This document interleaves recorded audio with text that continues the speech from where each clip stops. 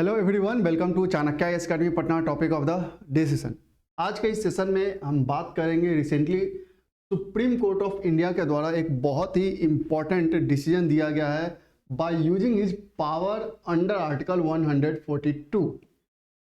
Supreme court of India under article 142 overturn Chandigarh mayor poll results.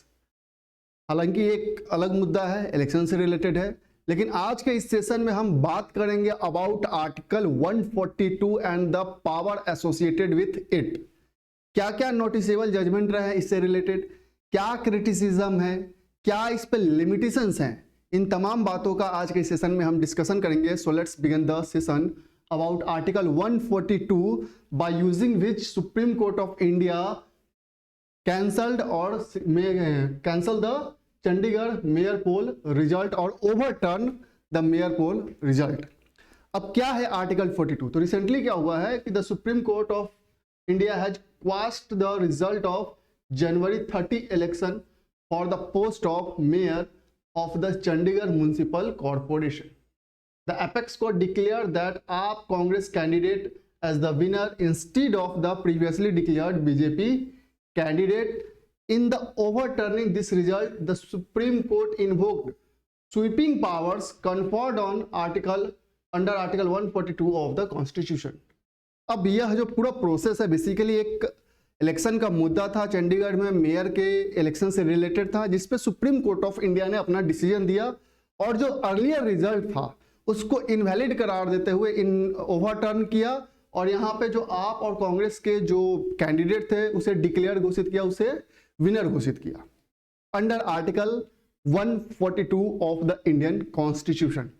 अब हम बात करेंगे कि आखिर ये आर्टिकल 142 क्या है। हमारे लिए इंपॉर्टेंट या मेयर का इलेक्शन से कहीं अधिक आर्टिकल 142 है।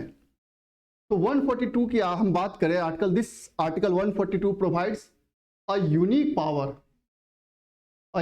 Power to Supreme Court to do complete justice between the parties where at times law or statute may not provide a remedy। कि article 142 supreme court of India को यह power देता है कि वह कंप्लीट जस्टिस प्रोवाइड करे to the parties whenever any law और statute may not provide a remedy. जब कोई उसके लिए कोई लॉ, कोई स्टैट्यूट, कोई रेमेडी अगर प्रोवाइड ना कर रहा हो, तब जाके सुप्रीम कोर्ट ऑफ इंडिया जो है अंडर आर्टिकल 142 एक कंप्लीट जस्टिस प्रोवाइड कर सकता है। ये आर्टिकल 142 इंडियन कॉन्स्टिट्यूशन में मेंशन किया गया। In such instance the court can go beyond its usual limits to settle a dispute in a way that matches the specifics of the cases. और in this case court can go beyond its usual limits. जो court पे limitations हैं उसके beyond भी वह जा सकता है to provide complete justice under article 142। Power of Supreme court under this article, क्या क्या पावर है under this article 142? This confers supreme court a preliminary power to pass such decree और make such order as the necessary for doing complete justice. यह supreme court of India को under this article यह power दिया गया, यह plenary power दिया गया है कि वह कंप्लीट जस्टिस प्रोवाइड करने के लिए वह डिक्री पास कर सकता है, ऑर्डर पास कर सकता है। The supreme court can do so in any case और मैटर पेंडिंग बिफोर इट। कि वह किसी भी केस या कोई भी ऐसा मैटर है जो वहां पे पेंडिंग है, वैसे केसेस में वह आर्टिकल 142 का यूज कर सकता है टू प्रोवाइड और to do complete justice. Such orders of Supreme Court are enforceable throughout the territory of India. और ऐसा कोई भी जो सुप्रीम कोर्ट के द्वारा जो ऑर्डर दिया गया होगा वो पूरे इंडियन टेरिटरी पे लागू होगा। ये पावर है सुप्रीम कोर्ट को अंडर आर्टिकल 142। अगर हम बात करें इसके नोटिसेबल यूज का, आर्टिकल 142 के नोटिसेबल यूज का कि कब, हालांकि इसे बहुत बार यूज किया गया है, लेकिन कुछ जो इंपॉर्टेंट नोटिसेबल यूज रहे हैं आर्टिकल 142 का। सबसे पहला अगर हम फर्स्ट टाइम बात करें कि कब यह नोटिस में आया लोगों का, कब इसका फर्स्ट टाइम एक कह सकते हैं इंपॉर्टेंट यूज किया गया, तो यह भोपाल गैस ट्रेजेडी के टाइम में आर्टिकल 142 का यूज किया गया। इन this case supreme court announced a settlement and stated that all civil proceedings wherever pending before concluded in terms of settlements, and it also quashed all the criminal proceedings arising out of the disaster. In this case, the court ordered to award compensation to the victims and placed itself in a position above the parliamentary law. So first time article 142 को notice किया गया in this Bhopal gas disaster case, और supreme court ने वहां पे इसके तहत अपने जजमेंट्स प्रोवाइड किए और ये भी कहा कि जितने भी बेसिकली विक्टिम्स हैं उन्हें कंपनसेशन प्रोवाइड किया जाएगा और जितने भी पार्लियामेंट्री लॉ है उससे उन्हें ऊपर रखा जाएगा। ये फर्स्ट टाइम एक ऑब्जर्व किया गया। After that most important case is Babri Masjid case. In this case the article was used in the Ram Janambhoomi Babri Masjid case, land dispute case, and was instrumental in the handover of the disputed land to a trust formed by the union government.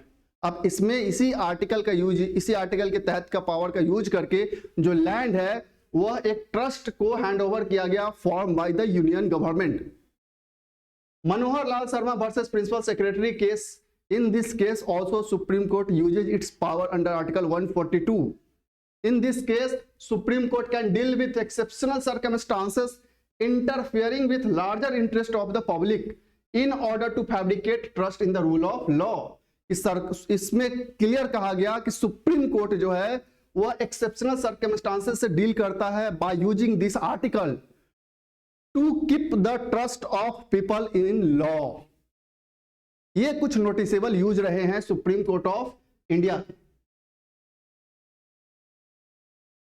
Article 142 and curative petition कि article 142 जो Supreme court of India को exceptional power देता है to deal with such matters, कैसे यह curative petition को innovate किया। So the supreme Court evolve the idea of curative petition in the landmark judgement रूपक Ashok hurrah versus Ashok Hurra case. In this case, the 5-judge bench observed that Article 142 of the Constitution empowers the Supreme Court to act in whatever manner they may deem fit to establish complete justice. और इस case में जो 5-judge bench था उन्होंने ये clear कहा कि complete justice provide करने के लिए under article 142 supreme court of India जो है वह किसी मतलब कह सकते हैं कि वह कंप्लीट जस्टिस प्रोवाइड करने के लिए वह बियॉन्ड जो लॉ है, नॉर्मल लॉ है, लोगों का ट्रस्ट बनाने के लिए वह आर्टिकल 142 का यूज कर सकता है to do complete justice. Therefore, to protect substantive right of the litigant, the Constitution bench came up the theory of curative petition. बस यहाँ पे एक लिमिटेशंस क्या आ गए कि curative petition will be entertained on a strong ground only. Example, violation of principle of natural justice and where the judges has a biased judgment. कि curative petition तो entertained किया जाएगा but with some limitations. क्या क्या limitations है, क्या strong grounds होने चाहिए कि curative petition entertained किया जाएगा। तो grounds are the violation of principle of natural justice and where the judges has a bias.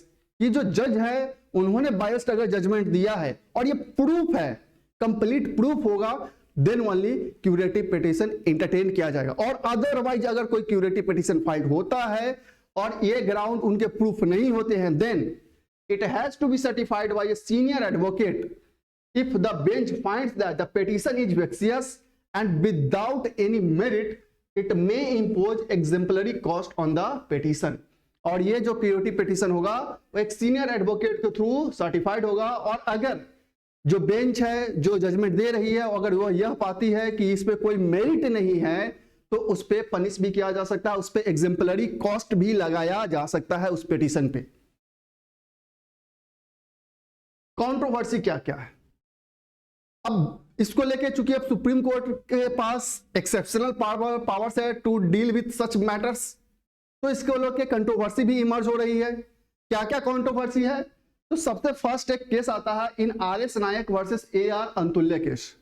In this case using article 142 supreme court transfer cases against Atulya pending before the special जज to the high court.